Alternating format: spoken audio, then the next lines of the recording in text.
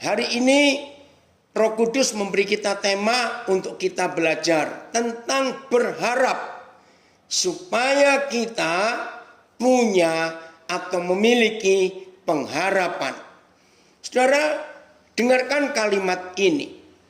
Ternyata bagaimanapun kesulitan, penderitaan, tantangan, tekanan hidup yang kita alami, saya ulangi, betapa beratnya, betapa sulitnya, betapa tertekannya hidup ini dengan berbagai macam masalah. Ini nggak bicara tentang yang Kristen atau yang bukan, tapi ini fakta hidup manusia. Percaya tidak, seberat apa tantangan hidup kita, sebesar apa problema hidup kita, tertekannya bagaimana hidup kita ini, betapa sulitnya hidup yang kita hadapi, masalah keuangan, masalah penyakit, masalah apa saja. Semua manusia di dunia akan punya kekuatan kalau ada pengharapan di hidupnya. Coba renungkan kalimat ini. Secara psikologis pun, secara ilmu jiwa pun, Tuhan itu memberikan teori kepada semua manusia bahwa kalau manusia hidup itu punya pengharapan, ya perhatikan, kalau manusia hidup itu punya pengharapan, saudara, maka setertekan apa orang itu, harapan yang dia miliki itu akan membangkitkan semangatnya. Dan ini sungguh-sungguh luar biasa. Maka itu milikilah pengharapan dengan cara kita belajar untuk berharap. Nah, untuk memiliki pengharapan, ya, saya ulangi, untuk memiliki pengharapan hanya diperlukan satu hal. Saya ulangi, untuk dalam hidup ini memiliki pengharapan, mendapatkan pengharapan, hanya diperlukan satu hal. Ya, maka itu saya tidak bicara tentang agama Kristen atau agama apa saja. Tidak. Ya maaf, yang suara putus-putus, sabar dulu ya. Nah, pokoknya semua manusia dalam hidupnya, saya ulangi, semua manusia dalam hidupnya akan memiliki pengharapan. Seberat apapun tekanan hidupnya, sebesar apapun masalah atau problem yang dihadapi, kalau manusia itu memiliki pengharapan, tetap ada semangat untuk hidup. Nah, untuk bisa berharap, sebelum kita memiliki pengharapan, saya ulangi, untuk bisa berharap, sebelum kita memiliki pengharapan, nah untuk memiliki pengharapan, ya, maka kita harus bisa berharap. Nah, untuk bisa berharap dalam hidup ini hanya diperlukan satu hal. Wah, ini luar biasa. Tidak peduli orang itu berasal dari agama apa saja. Kalau ingin punya harapan, supaya bisa berharap, hanya diperlukan satu hal. Menerima janji. Saya ulangi, menerima janji. Saudara, luar biasa hukum Tuhan ini. Jadi semua manusia di dunia akan memiliki harapan dan pengharapan dalam hidupnya ketika orang itu menerima janji. Nah, mari kita perhatikan. Saudara, tidak ada buku apapun juga di dunia ini. Papa, terima kasih, terima kasih. Tidak ada buku apapun di dunia ini yang disebut kitab perjanjian. Saya ulangi, tidak ada buku apapun di dunia ini yang disebut kitab perjanjian. Tidak ada kecuali satu, yaitu Alkitab yang kita miliki, dapat hadiah dari Tuhan, yaitu perjanjian. Maka itu firman Tuhan tertulis sebagai kitab perjanjian lama dan kitab perjanjian baru. Hebat bukan? Nah, tidak ada buku lain di dunia yang disebut kitab perjanjian kecuali firman Tuhan. Nah, kalau begitu saudara, kita punya jaminan enggak?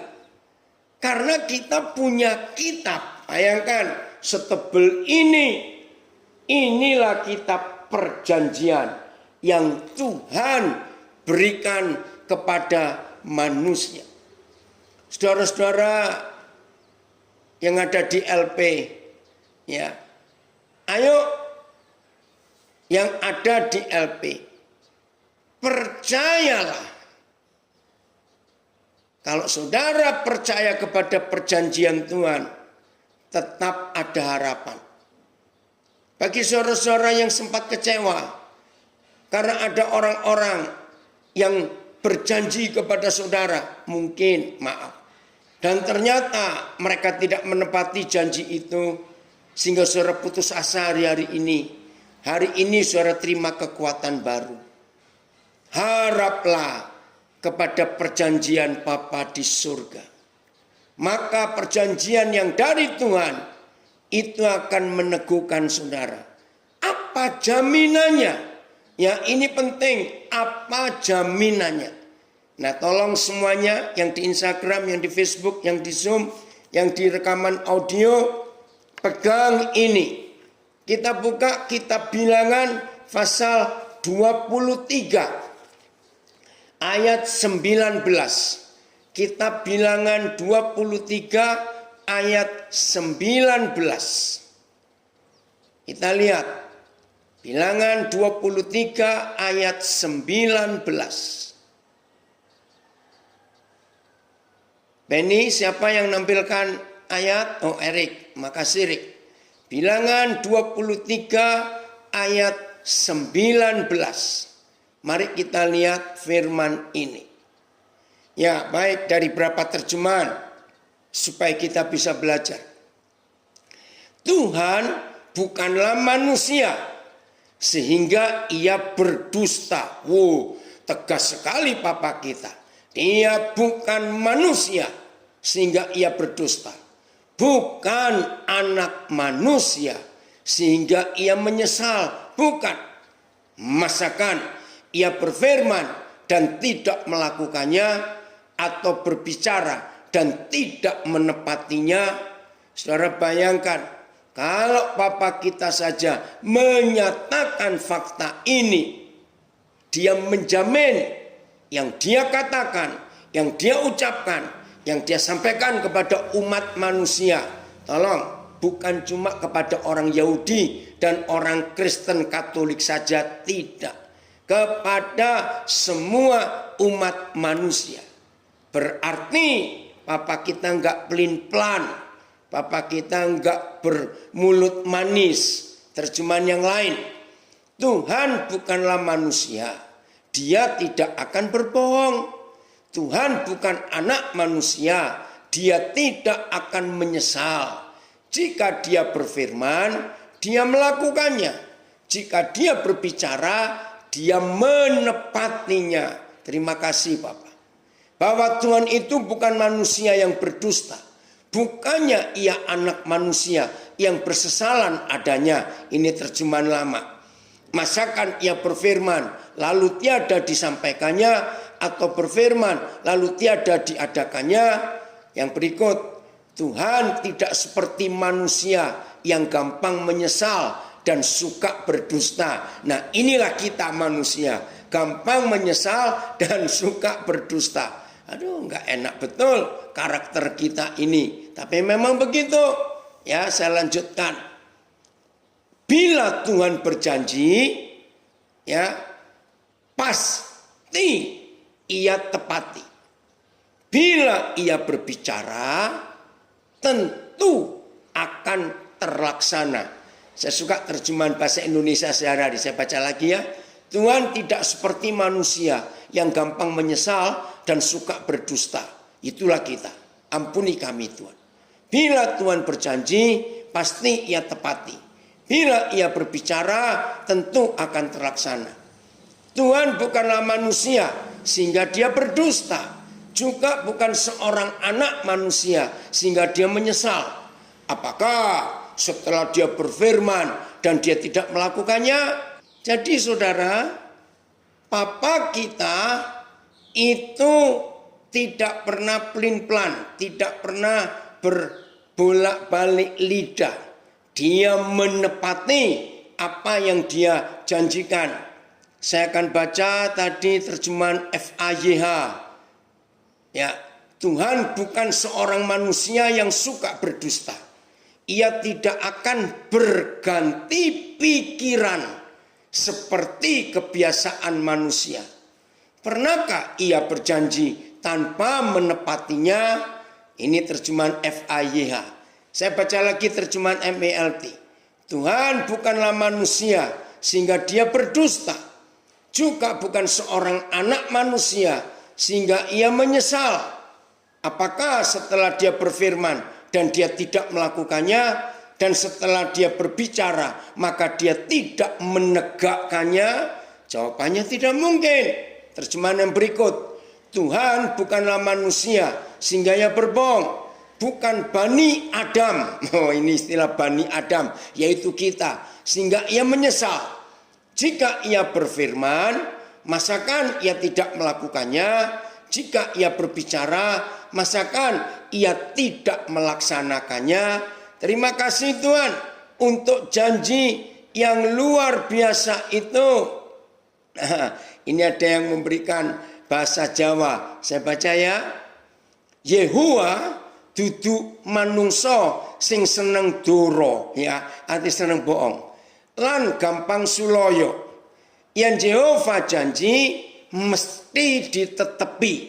Yang ngandika mesti nyoto. Nah, itulah Yehuwa, Papa kita, Yahweh Tuhan.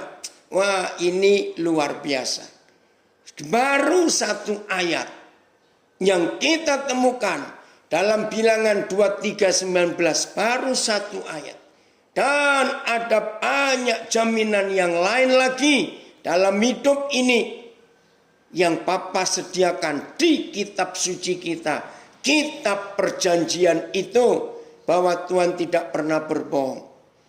Saya sebut lagi kepada saudara-saudara ya yang ada di dalam LP. Hari ini Pak Andreas berhasil menggabungkan 17 lembaga pemasyarakatan. Luar biasa.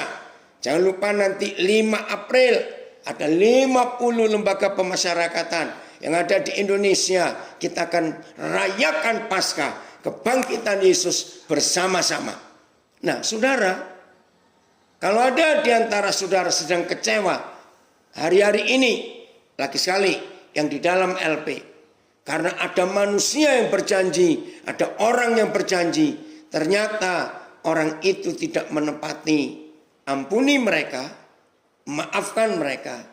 Dan memang yang namanya manusia, semua kita sama, yaitu seringkali ingkar janji. Nah, untuk itu berharaplah hanya kepada Tuhan.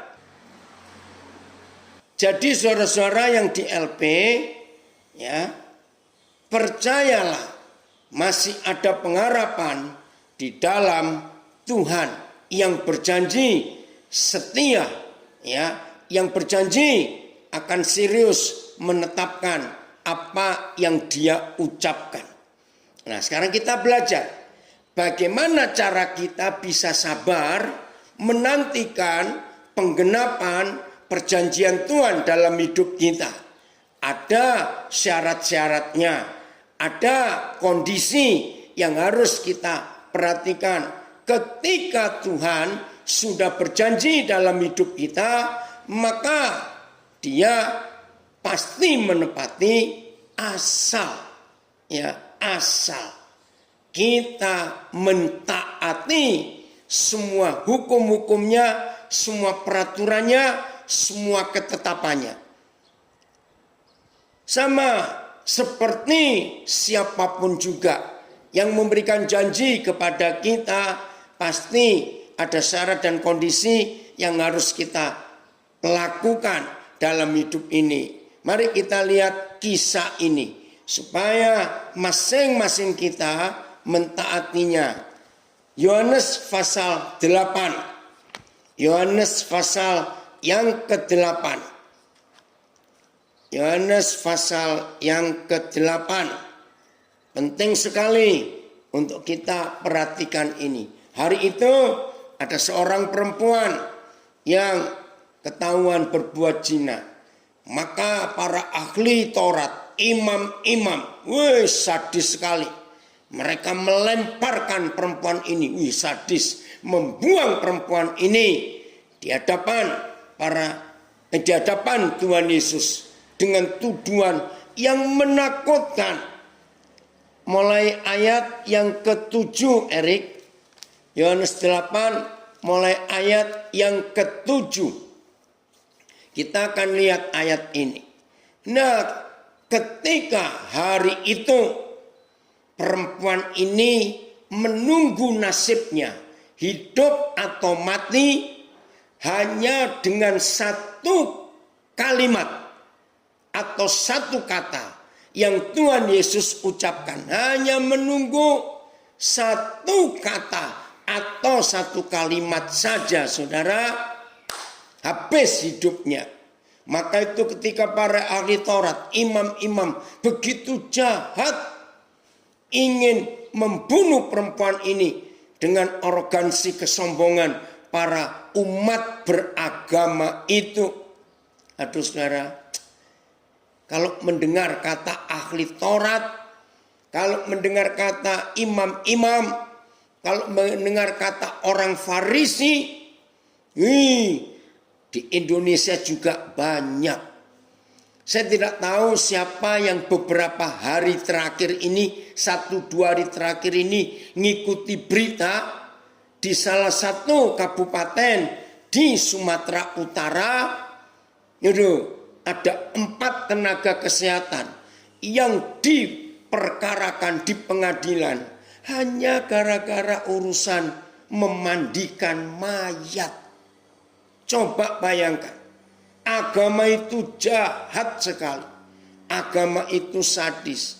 Waktu saya mengikuti berita ini, saya juga marah. Maunya apa orang-orang itu? Padahal peristiwa ini terjadi November tahun yang lalu.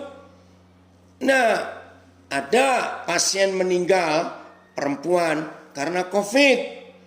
Nah, karena peraturan harus cepat dimandikan dan dimakamkan. Nah, ternyata mayat perempuan ini yang memandikan 4 tenaga kesehatan, tapi laki-laki. Bayangkan, itu saja diperkarakan, saudara. Tapi banyak netizen membuat petisi untuk membebaskan. Orang sudah meninggal, tapi itulah agama. Sadis sekali. Ternyata di kalangan orang-orang Yahudi juga sama. Orang beragama itu sangat kejam. Karena belum tentu orang beragama itu bertuhan. Kalau orang bertuhan, pasti dia beragama. Artinya apa? Tuhan tidak kaku dalam memberikan peraturannya. Maka itu ketaatan kita ini penting. Nah, orang-orang Farisi nggak suka dengan hal itu. Mana ayat 7? Ya, oke ya. Dan ketika mereka terus-menerus bertanya kepada Yesus, Nah, saya suka memperhatikan kata terus menerus. Kalau saudara melihat ini mencecar. Wih, dicecar. Ayo guru, cepat jawab. Bagaimana orang seperti ini? Enaknya diapakan? Dan sebagainya. Dan sebagainya.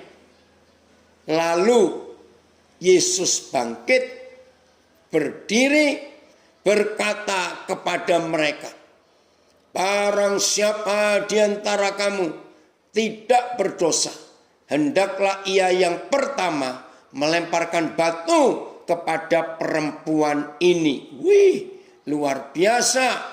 Jawaban Tuhan Yesus ini sangat hebat. Yang merasa tidak berdosa, lemparkan pertama kali batu itu pada perempuan ini. Cukup kalimat ini. Lalu Yesus membungkuk pula dan menulis di tanah. Nah, kita nggak tahu tulisannya itu apa. Tetapi ayat 9, setelah mereka mendengar perkataan itu, ingat Tuhan Yesus masih menulis di tanah.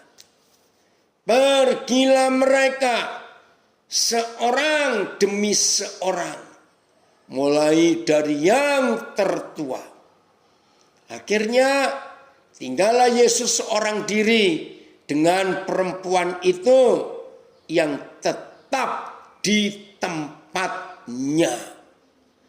Lalu Yesus bangkit berdiri dan berkata kepadanya, hai perempuan, di manakah mereka?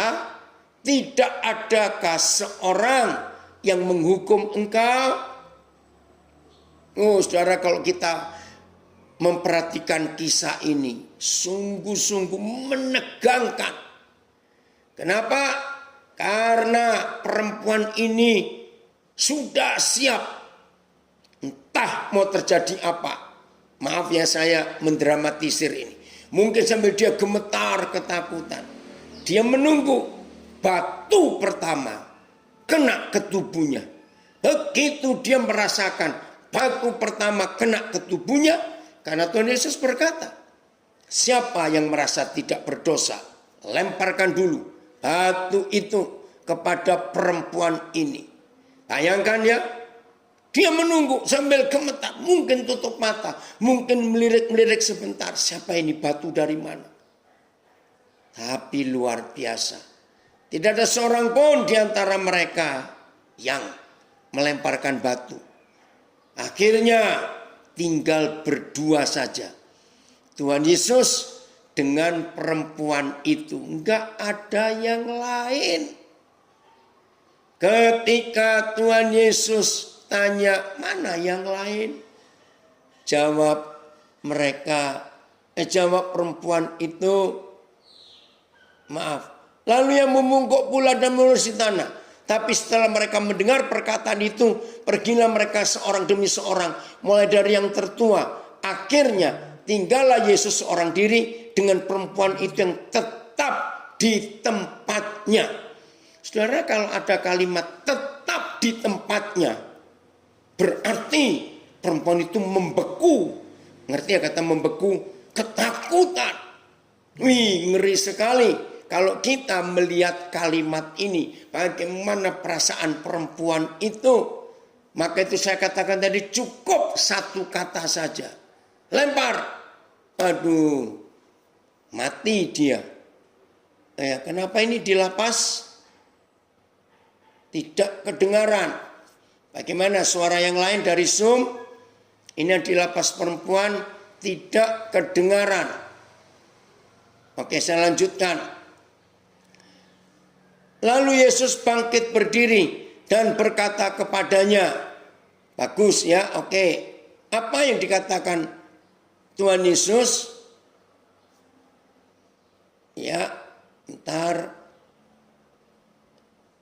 Hai perempuan, di manakah mereka? Tidak adakah seorang yang menghukum engkau? Saudara, luar biasa. Inilah yang Tuhan berikan. Ayat 11, jawabnya, tidak ada Tuhan. Aduh, nggak ada yang melemparkan batu. Lalu kata Yesus, aku pun tidak menghukum engkau. Haleluya. Aku pun tidak menghukum engkau. Saudara, inilah keadilan. Inilah kasih itu. Inilah Bapa kita di surga yang sungguh-sungguh menyatakan hukum kasih yang adil. Kapan? Mengapa? Kok bisa Tuhan Yesus tidak menghukum perempuan yang berzina itu? Lihat kalimat terakhir ayat 11. Pergilah dan jangan berbuat dosa lagi mulai dari sekarang. Saya ingin tekankan kalimat terakhir ayat 11 ini. Aku pun tidak menghukum engkau.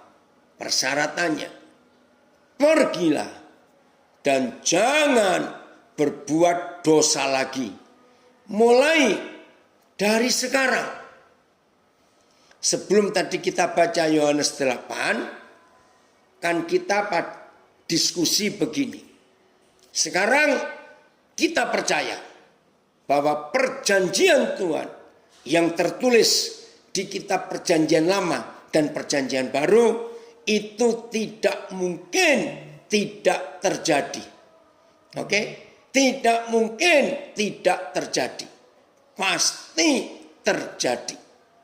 Sudah, kita nggak bisa meragukan. Ayo kita berharap kepada perjanjian Tuhan itu. Tapi saudara, ada syarat, ada kondisi yang harus kita lakukan. Saya ulangi, ada syarat, ada kondisi yang harus kita lakukan. Apa itu? Pergilah dan jangan berbuat dosa lagi mulai dari sekarang. Saya ulangi, perhatikan baik-baik firman ini.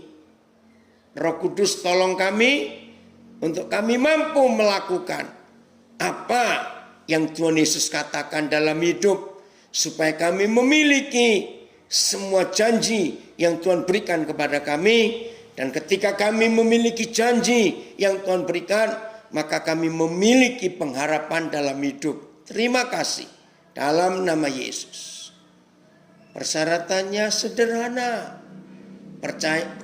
Persyaratannya tidak sulit. Pergilah dan jangan berbuat dosa lagi mulai dari sekarang. Saudara, ayo kita perhatikan persyaratan ini. Maafkan saya yang di dalam LP, maafkan saya. Begitu pula semua kita yang mendengar ini.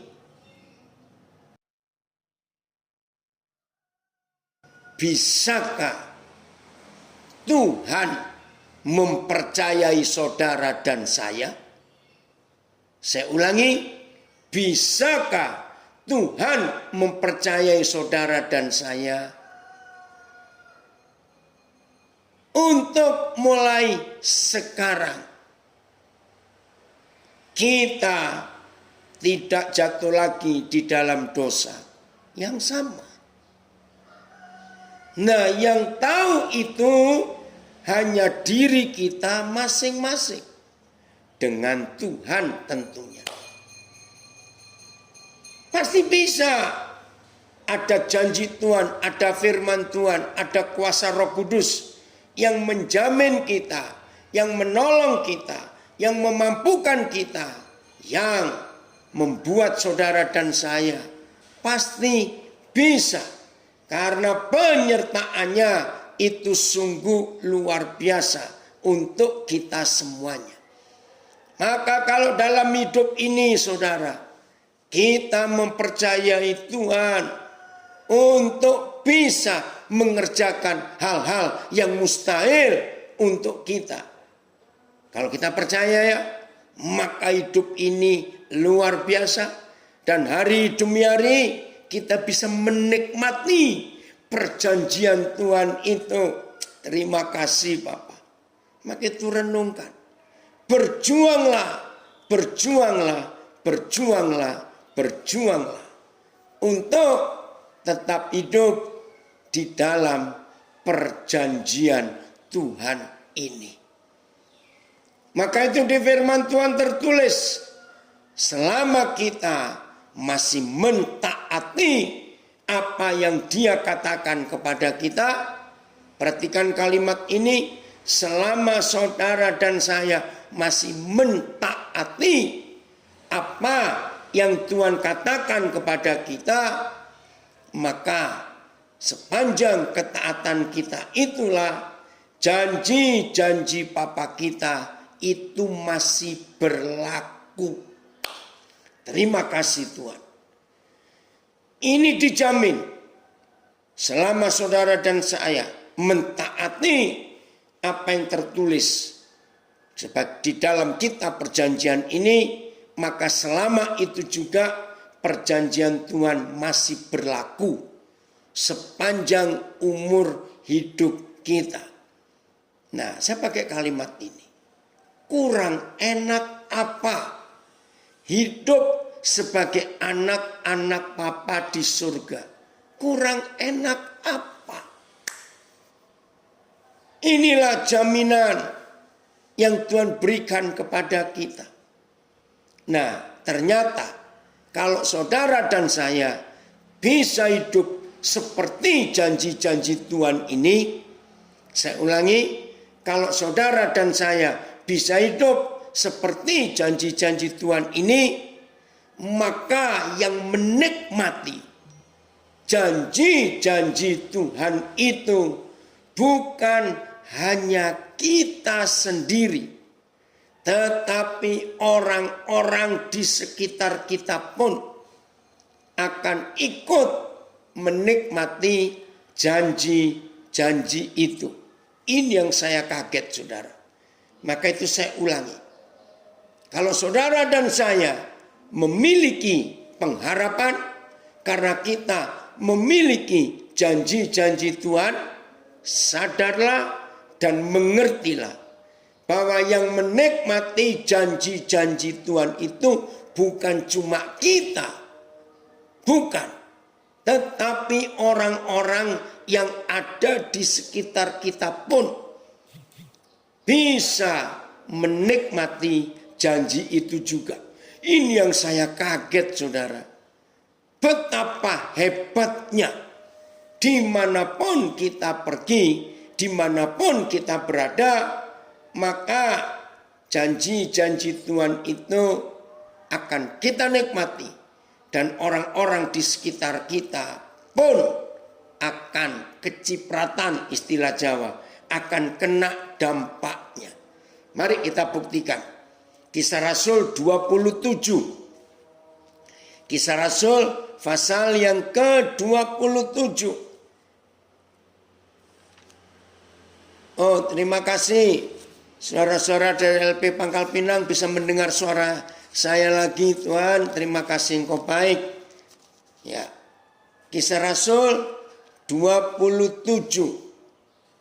Maka itu ingat, kalau saudara dan saya hidup seperti yang Tuhan janjikan, maka kita pun harus sadar.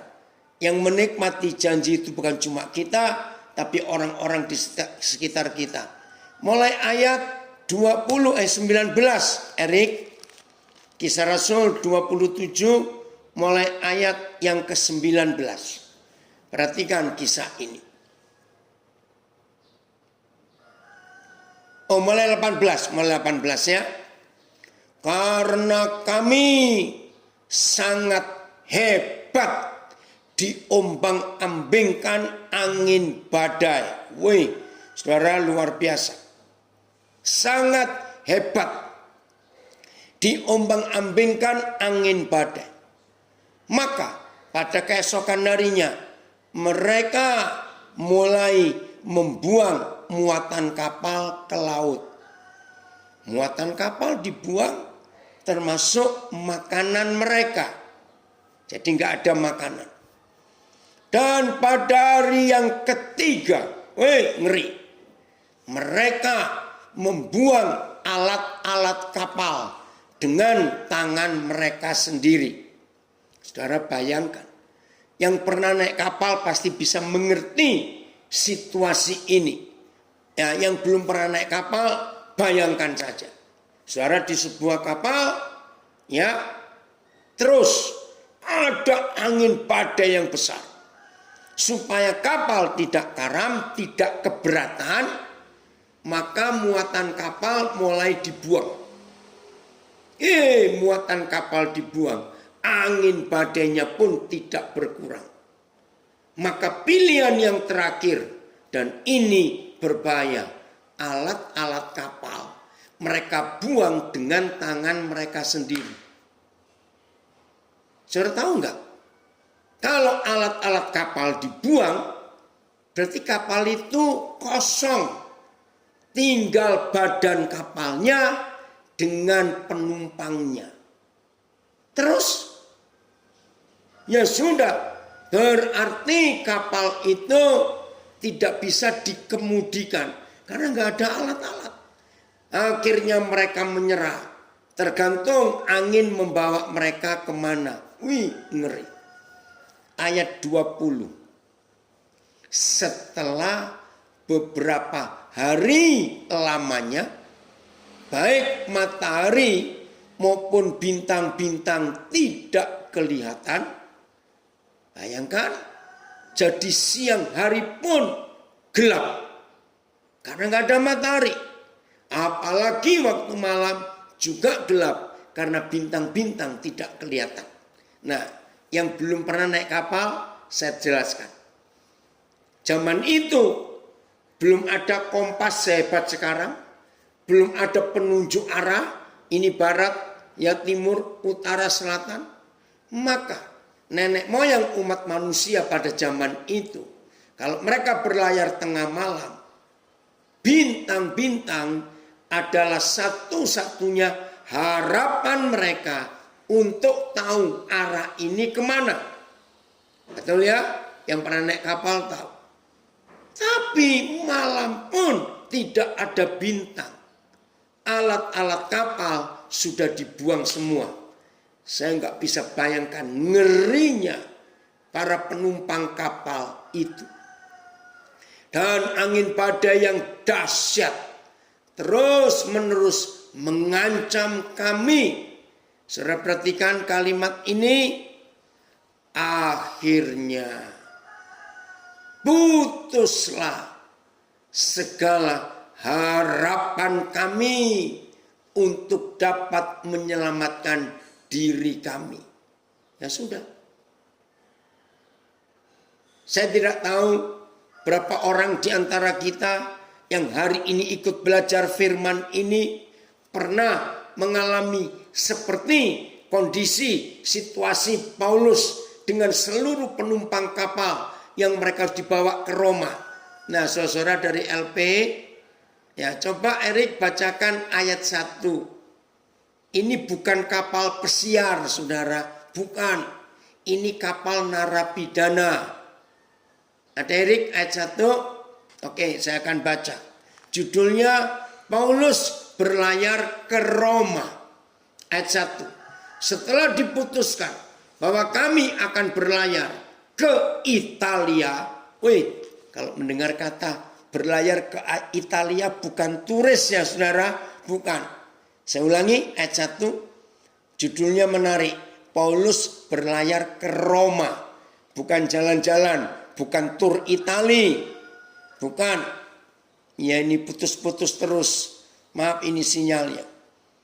Maka Paulus dan beberapa orang tahanan lain diserahkan kepada seorang perwira yang bernama Julius dari pasukan Kaisar. Kami naik ke sebuah kapal dari Adramitium yang akan berangkat ke pelabuhan-pelabuhan di sepanjang pantai Asia. Lalu kami bertolak, ya, Aristarchus seorang Makedonia dari Tesalonika menyertai kami. Nah, bayangkan, jadi kapal itu bukan kapal pesiar, ya, tapi kapal penjara. Karena Paulus tahanan yang harus dibawa ke Roma. Coba kita lihat ayat yang sebentar supaya tahu berapa jumlah orang yang ada di kapal itu. Ayat yang ke-37. Erik coba lihat. Nggak main-main jumlahnya. Ayat 37. Oke. Jumlah kami semua yang di kapal itu ada 276 jiwa. Saudara bayangkan. 276 manusia terombang-ambing dengan dahsyat. Berapa malam? Ayat 27, Erik. Berapa malam mereka terombang-ambing? Wih, ngeri saudara. Ayat 27. Malam yang ke-14 sudah tiba. Wih, malam ke-14 berarti 2 minggu 14 malam sudah tiba. Dan kami masih tetap terombang-ambing di Laut Adria. Sampai hari ini masih namanya sama, Laut Adria. Saudara perhatikan nanti lihat peta. Ya, wih, luar biasa. Tetapi kira-kira tengah malam anak-anak kapal merasa, ingat loh, tadi mereka tidak punya arah sebab bintang-bintang tidak kelihatan, alat-alat kapal dibuang semua. Jadi kapal itu hanya kapalnya, badannya, bodinya dengan 276 orang. Nggak tahu mau dibawa kemana. Tapi setelah malam ke-14, nah ini karena pengalamannya ABK, anak buah kapal, itu merasa, loh ini dekat pantai ini.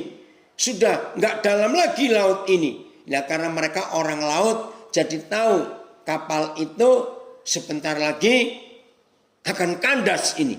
Karena sudah dekat, entah batu karang, entah pantai, tidak tahu. Ayat 28.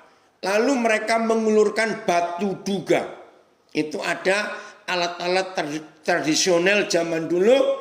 Beberapa pelaut pun masih punya cara ini, batu duga.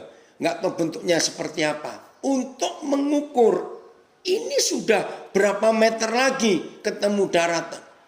Mereka menduga lagi, dan ternyata air di situ 20 depa dalamnya. Setelah maju sedikit, mereka menduga lagi, mengukur lagi. Dan ternyata 15 depa. Jadi kurang 5 depa, kurang 5 depa. Dan karena takut bahwa kami akan terkandasi salah satu batu karang, maka mereka membuang saung atau jangkar di buritan. Dan kami sangat berharap mudah-mudahan hari lekas siang atau segera siang. Saudara bisa bayangkan situasinya. Erik kembali ke ayat yang ke-20. Ya. Ayat yang ke-20. Supaya kita tahu bagaimana dampaknya. Ya, bagaimana dampaknya kalau kita hidup berharap kepada Tuhan yang berjanji itu setia. Paulus menjadi penasihat yang luar biasa. Ayat 20, Erik. Oke. Ya, ayat 20. Setelah beberapa hari lamanya, baik matahari maupun bintang-bintang tidak kelihatan. dan angin badai yang dahsyat terus-menerus mengancam kami. Akhirnya putuslah segala harapan kami untuk dapat menyelamatkan diri kami. Sudah nggak ada harapan. Dan karena mereka beberapa hari lamanya tidak makan, berdirilah Paulus di tengah-tengah mereka dan berkata, Paulus berdiri di tengah-tengah mereka. Saudara tahu, kalau Paulus berdiri di antara 275 orang, kan tadi jumlah total 276. Paulus berdiri berarti di hadapan 275 orang. Lihat, saudara, luar biasa. Apanya luar biasa? Paulus itu kan narapidana. Di kapal itu ada nakoda. Di kapal itu ada jenderal namanya Julius dari pasukan kaisar. Di kapal itu ada seorang yang pejabat tinggi namanya Aristarkus. Kemana mereka semua? Ya teler, saudara, belasan malam kena ombak, nggak ada matahari, nggak ada bintang. Maka berdirilah Paulus, ya, dan berkata, ini yang saya katakan. Kalau saudara dan saya hidup berharap kepada janji-janji Tuhan dan hidup kita diketahui oleh Tuhan, kita sudah bertobat, kita diampuni dan tidak berbuat dosa lagi, maka janji Tuhan terjadi di hidup kita. Dan tidak hanya kita yang mengalami janji Tuhan itu, tetapi orang-orang di sekitar kita pun akan kena dampaknya. Catat ini. Maka itu ini kalimat penting ayat 21. Nakoda, jurumudi, Jenderal Julius, Aristarkus teler semua. Paulus berdiri di tengah-tengah mereka, di antara 275 penumpang kapal, dan berkata, saudara-saudara, jika sekiranya nasihatku dituruti, supaya kita jangan berlayar dari kereta, kita pasti terpelihara dari kesukaran dan kerugian ini. Nah, ini menarik, saudara. Karena sebelum mereka berangkat, Paulus sudah menerima pesan dari Tuhan bahwa jangan pergi ya dari tempat itu. Coba lihat ayat 10. Ini yang dimaksud ayat 21. Ya, Paulus pernah menasihati mereka. Ayat 10, Erik. Ya, ayat 10. Oke, tunggu. Belum, Erik? Ayat 10. Ya. Saudara-saudara, ini Paulus loh yang ngomong. Waktu itu masih belum ada masalah apa-apa. Semuanya masih aman-aman saja. Saudara-saudara, aku lihat bahwa pelayaran kita akan mendatangkan kesukaran-kesukaran dan kerugian besar. Bukan saja bagi muatan dan kapal, tetapi juga bagi nyawa kita. Aneh. Paulus bukan peramal. Paulus bukan paranormal. Bukan. Tapi karena begitu menyatunya hidup Paulus dengan Tuhan, maka Tuhan memberi peringatan. Paulus dekat menyatu dengan Tuhan. Ya. Ya, maaf, ini sinyal di Nabire kurang bagus. Oh, Tuhan tolong kami. Lihat ayat 11.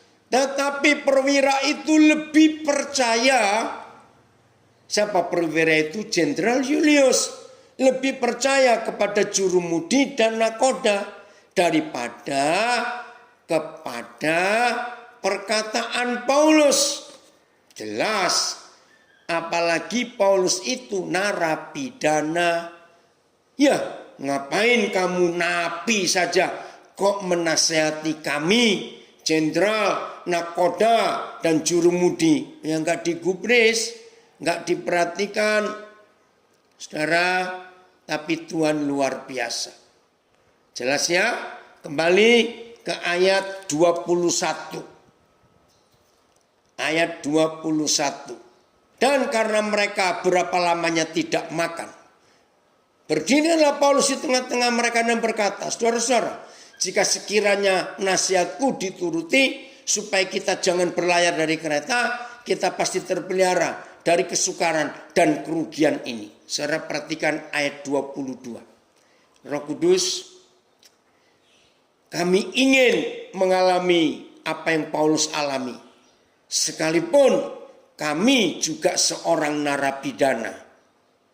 Puji Tuhan, walaupun narapidana, tetap ada pengharapan. Kalau Tuhan memberikan janji kepada kami, kami akan terima itu dalam nama Yesus. Ini hebat sekali. Para saudara-saudara yang di dalam LP dan kita semua yang di luar, jadilah seperti Paulus dalam hidup kita ini. Tetapi sekarang juga dalam kesukaran ini, aku menasehatkan kamu. Wih, ini keren. Napi, seorang yang terpidana, inmate bahasa Inggrisnya, punya otoritas, punya kuasa untuk memimpin dan menasehati. Luar biasa. Aku menasihatkan kamu supaya kamu tetap bertabah hati, sebab tidak seorang pun di antara kamu yang akan binasa kecuali kapal ini. Saudara, mari kita belajar. Dari mana Paulus bisa punya keyakinan sehingga dia memberi kepastian kepada Jenderal Julius, kepada Aristarkus, kepada nakoda dan jurumudi di kapal itu, dan di antara sekian ratus narapidana yang di kapal itu. Ingat 14 malam mereka terombang-ambing.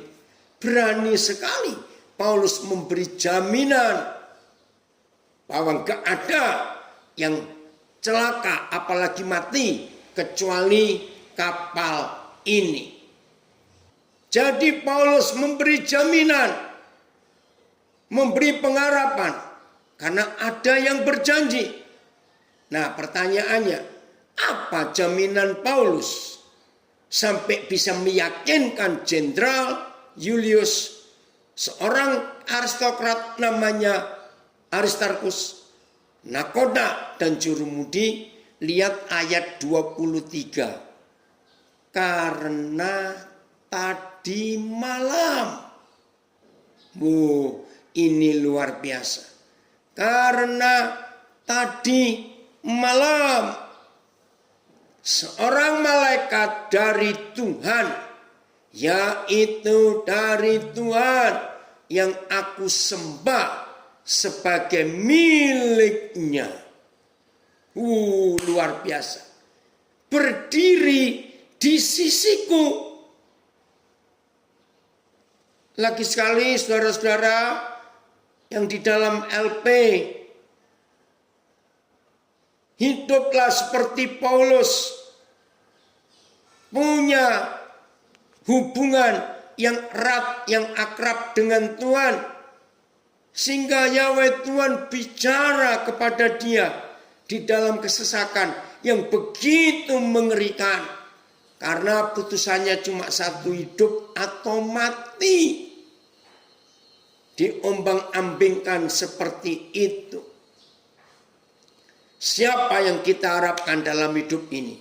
Karena tadi malam seorang malaikat dari Tuhan, ayat 23 ya, Kisah Rasul 27, yaitu dari Tuhan yang aku sembah sebagai miliknya, berdiri di sisiku. Dan ia berkata, "Jangan takut Paulus, engkau harus menghadap Kaisar. Dan sesungguhnya," nah ini jaminannya. Haleluya. "Dan sesungguhnya oleh karunia Tuhan, maka semua orang yang ada bersama-sama dengan engkau di atas kapal ini akan selamat karena engkau." Saudara catat. Jadi saudara dan saya, kalau hidup kita benar di hadapan Tuhan, kita mentaati janji-janji dan perintahnya, maka orang-orang yang ada di sekitar kita pun akan mengalami keselamatan yang sama. Wih, ini sungguh-sungguh luar biasa. Orang-orang yang ada di sekitar kita pun akan mengalami keselamatan yang sama. Gara-gara kita ada di situ. Nah, ini yang kita pelajari. Pengharapan adalah semangat hidup. Pengharapan adalah kekuatan untuk berjuang. Pengharapan adalah dorongan untuk kita maju terus walaupun tantangan begitu berat. Selama masih bisa berharap, hidup ini luar biasa. Dan untuk bisa berharap, harus menerima janji. Untuk mengenapi janji, ada syaratnya. Tuhan mengampuni, dan mulai sekarang jangan berbuat dosa lagi. Maka kalau semua ini kita ikuti, kita taati, maka kita akan jadi orang-orang hebat. Puji Tuhan buat firman atau kebenaran yang kita terima hari ini. Walaupun gangguan sinyalnya ini. Maaf tadi IG juga putus. Akhirnya Facebook tidak bisa bersambung. Ya, ayo saudara, hari ini kita selalu dan terus menerus mentaati janji-janji Tuhan. Jadi yang di dalam, yang masih di LP, jangan putus asa. Keadilan manusia seringkali tidak adil, tapi keadilan Tuhan itu sangat nyata dalam hidup ini. Puji Tuhan, Tuhan memberkati kita semuanya. Selamat menjadi pelaku firman. Haleluya.